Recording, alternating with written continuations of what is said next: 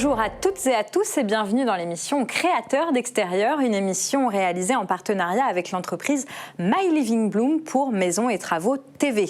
Alors, nous abordons cette semaine une question primordiale, comment décorer et aménager les abords de sa maison. Si l'on passe beaucoup de temps à concevoir certaines zones comme la terrasse ou le jardin, on néglige souvent les abords de sa maison. Or, ils sont très importants, ce sont eux qui donnent à nos visiteurs la première impression de notre maison. Comment réussir à en faire un espace accueillant, fonctionnel et avec de la personnalité? On vous dit tout de suite. Aujourd'hui, j'ai le plaisir de recevoir Céline. Vous pilotez le marketing et la communication pour l'entreprise My Living Bloom. Bienvenue. Bonjour Céline, merci de votre accueil. Et j'accueille également Jérôme. Jérôme, vous êtes l'un des fondateurs du Chemin Naturel. Bonjour et bienvenue également. Bonjour Céline et merci de m'accueillir. Première question Céline, comment rendre son entrée fonctionnelle? Est-ce que vous auriez des conseils, des astuces à donner à nos téléspectateurs? L'astuce première est de faire appel à son bon sens.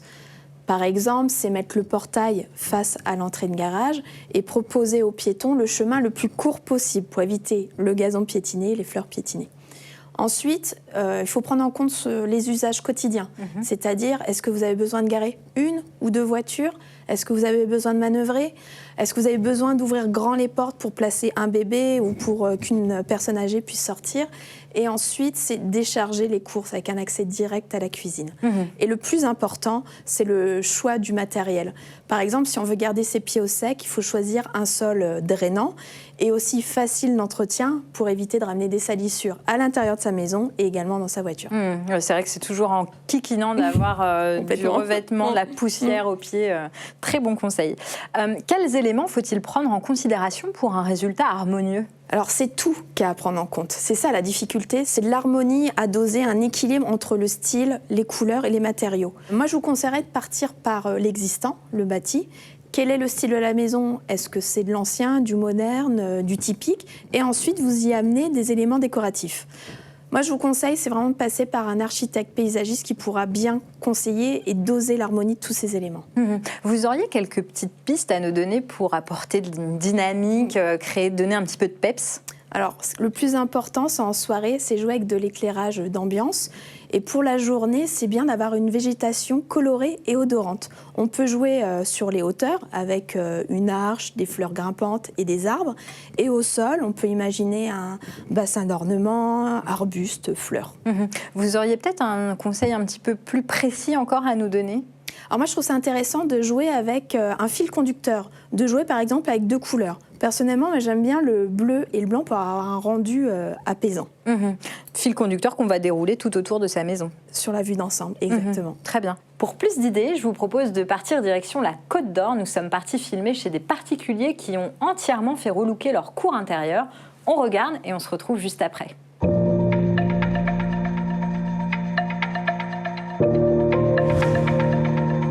Je m'appelle Julien Cabane, j'habite à Solon-la-Chapelle, un petit village de Côte d'Or, et nous avons souhaité faire l'aménagement de la cour intérieure de notre maison.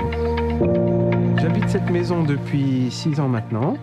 J'ai fait 3 ans de travaux, dont la plupart moi-même, mais pour la cour, j'ai souhaité faire appel à un professionnel. J'ai une entreprise de plomberie chauffage qui se trouve au même endroit que mon habitation principale. L'extérieur avant était vraiment pas facile d'accès, c'était du gravier avec des nids de poules. Quand j'avais des livraisons, c'était très compliqué de faire rentrer les camions.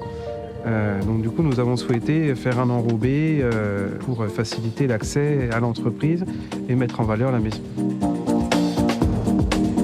J'ai choisi 2 types de revêtements pour la cour, l'un en bitume et la micro-pépite pour une question d'esthétique, pour représenter le chemin entre le portillon et mon habitation principale et faire une différence de couleur qui est appréciable.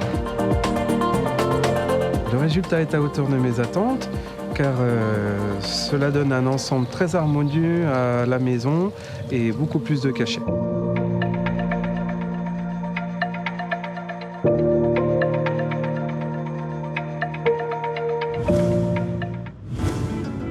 Je suis Monsieur Jauvin.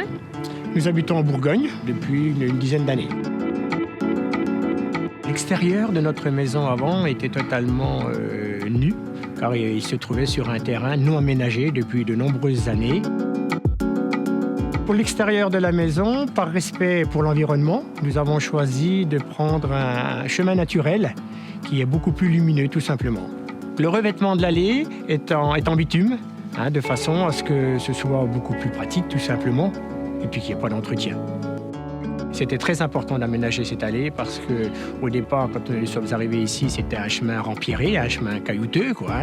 Et puis, je ne voulais pas la poussière, choses comme ça, c'est très désagréable. Et je trouve que de l'avoir fait de cette façon, ça nous a vraiment simplifié la vie. Grâce à cet aménagement, on a remis cette maison en valeur, d'une part par l'éclaircissement, parce qu'au départ c'était quand même sombre. D'autre part, on rappelle aussi l'enrochement. L'enrochement, bon, là on est en Bourgogne, la pierre de Bourgogne, qui est aussi un produit naturel, et puis qui est valorisé. Et puis ça nous a surtout permis une accessibilité beaucoup plus agréable, quoi. Si c'était à refaire, on ne changerait rien, on ferait exactement la même chose. Parce que depuis qu'on a fait ça, ça nous a vraiment changé la vie et on trouve ça formidable.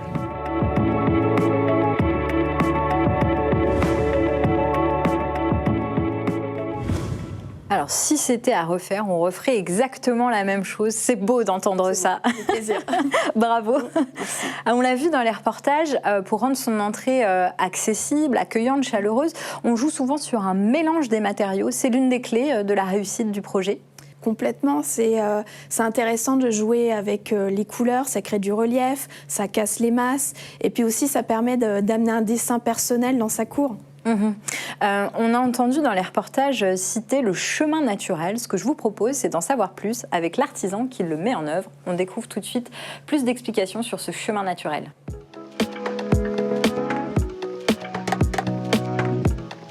Philippe Lallemand, responsable travaux particuliers pour la Côte d'Or. Avant de réaliser les abords de sa maison, il faut penser aux possibilités d'aménagement futur, tels que des espaces verts, une piscine, un abri de jardin, un terrain de boules. Penser à l'éclairage avec l'électricité, bien entendu, et l'arrosage automatique, l'approvisionnement en eau. L'aspect écologique, de par sa fabrication à froid, sa mise en œuvre très peu mécanisée. Le deuxième atout, je dirais, un aspect naturel, de par son liant complètement transparent. Et le troisième atout, je dirais, sa drainabilité. La mise en œuvre de chemin naturel se fait sur une épaisseur de 3 cm maximum. Elle peut être mécanisée ou manuelle selon la typologie de chantier. C'est une mise en œuvre qui n'est pas forcément très compliquée, mais qui doit être réalisée par des professionnels. Alors Jérôme, je me tourne vers vous. Je le disais, vous êtes l'un des fondateurs de ce chemin naturel. Quelles sont ses caractéristiques ? Alors, comme l'a dit l'artisan qu'on vient de voir, le revêtement en chemin naturel est un revêtement qui va être perméable et drainant. L'eau va s'infiltrer comme dans une pelouse et va pouvoir pénétrer dans le sol. Un des autres avantages, c'est qu'il est complètement inerte vis-à-vis de la faune et de la flore ambiante. Il est labellisé INERIS et ainsi permet d'être mis en œuvre dans des zones protégées et sensibles comme les zones Natura 2000. L'un des derniers avantages, c'est qu'il n'y a pas de grain libre en surface du revêtement, ce qui va permettre en fait de ne pas générer de poussière lors de l'été, des saisons chaudes, et d'empêcher d'avoir de la boue lors des saisons pluvieuses. Vous le regardez, c'est ce que vous nous avez ramené ici. Est-ce que vous pourriez nous en dire un petit peu plus sur sa composition ? On parlait de granulats. Alors effectivement, dans le revêtement, il y a des granulats, des sables et un liant organominéral. Les granulats vont être liés entre eux avec le liant, ce qui va empêcher en fait d'avoir le phénomène de grain libre. On va passer à l'étape que j'adore dans cette émission, c'est la démonstration. Jérôme, vous êtes venu avec des échantillons, donc ici le chemin naturel, et puis là un revêtement classique, et vous vouliez nous montrer, nous faire une démonstration de la perméabilité du matériau. On vous regarde. Tout à fait. Alors la perméabilité, même la drainabilité du matériau. En fait, on va simuler une pluie. Et là, l'idée, c'est qu'on va voir l'eau passer. Tout à fait, tout à fait. L'eau ne va pas du tout rester en surface. Vérifie, effectivement. L'eau coule. Et coule même très bien. Il n'y a aucune eau en surface. Elle passe complètement au travers. Directement. Donc, ce qui permet en fait de répondre aux nouvelles lois, les lois Allure notamment, lors des imperméabilisations des sols, dans les lotissements notamment. Donc pour les particuliers, c'est l'assurance d'éviter les risques d'inondation, d'engorgement du terrain, c'est ça ? Oui, dans la majorité des cas, et puis d'éviter surtout d'apporter de la boue dans la maison, de rentrer, de faire de la poussière. Vous avez quelque chose qui est super sec en surface, tout le temps. Et alors, sur un revêtement classique, qu'est-ce qui se passe ? Sur un revêtement classique, c'est parlant aussi, mais dans l'autre sens malheureusement. Voilà, je verse de l'eau, et l'eau ne pénètre pas. Ah oui, on se rend bien compte que l'eau, effectivement, est encore là. Exactement, elle ne va jamais pénétrer. Autre chose, vous soulevez aussi la question de la poussière. Ici, on le voit, c'est très net. Il n'y a aucune particule. C'est très différent d'un revêtement classique. Ah, complètement, complètement. Là, comme vous le dites, il n'y a aucune poussière, aucun grain libre en fait en surface. Sur un revêtement un peu plus classique, un chemin d'accès classique, là, on va avoir de la poussière et plein de grains libres. Donc en été, c'est ce que je disais tout à l'heure, vous allez avoir un phénomène de poussière et d'envol avec le vent. Et lorsqu'il va pleuvoir, au lieu que l'eau s'infiltre comme dans le cadre du chemin naturel, l'eau va rester en surface et va générer de la boue en permanence. Très bien, c'est très clair. Merci pour ces démonstrations. Alors, ce qu'on n'a pas précisé, c'est que là, on l'a dans une couleur beige, mais il est disponible dans toute une palette de couleurs. Ah, complètement. Ça peut varier du rose corail à l'ocre ici, à du saumon, à du granit, du gris, voilà. Autre point important, ce revêtement n'était pas disponible jusqu'ici pour les particuliers, Céline. Exactement. Jusqu'à aujourd'hui, le chemin naturel était utilisé dans les grands domaines, dans les châteaux, et on a réussi à le proposer aux clients, ce produit technique et respectueux de la nature, à un prix accessible. Ce qui est intéressant aussi pour les particuliers, c'est qu'ils peuvent choisir la couleur de leur chemin et reproduire les jolies couleurs d'antan.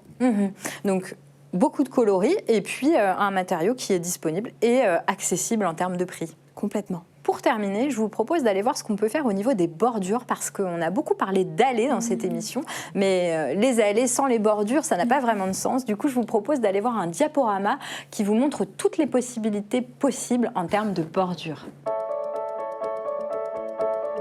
Les bordures sont un moyen facile pour donner du style à un jardin et structurer les massifs. Les bordures en bois sont authentiques et économiques. Elles valorisent les plantes tout en apportant du charme au jardin. Côté entretien, une légère couche de lasure suffit pour les faire briller et les protéger des intempéries. Les bordures en pierre naturelle ou reconstituées donnent quant à elles du relief à vos endroits favoris. Grise ou bien en couleur, choisissez ce qui convient le mieux à votre espace tout en lui donnant un style unique. Enfin, les bordures en acier s'adaptent à tous les climats et offrent à votre jardin un côté champêtre vraiment appréciable. Il existe beaucoup de designs possibles qui vous offrent de vastes possibilités. Mais n'oubliez pas de les nettoyer de temps en temps pour un éclat assuré. Alors, on l'a vu, les possibilités sont multiples. Vos équipes chez My Living Bloom peuvent aider, aiguiller les particuliers? Alors, nos coachs peuvent aiguiller les particuliers sur tous les types d'aménagements extérieurs. Donc, il ne faut pas hésiter à les appeler. Ils sont là à leur disposition. Aussi bien sur l'aménagement général que sur les finitions, comme ce qu'on vient de voir, voilà. les bordures. Ouais. Complètement. Très bien. Notre émission est à présent terminée. Merci beaucoup d'avoir été avec nous aujourd'hui. Merci Céline. Merci à tous. On se retrouve très bientôt pour un prochain épisode de Créateurs d'extérieur. En attendant, n'oubliez pas, tous les épisodes sont à voir et à revoir sur le site internet maison-travaux.fr. À bientôt.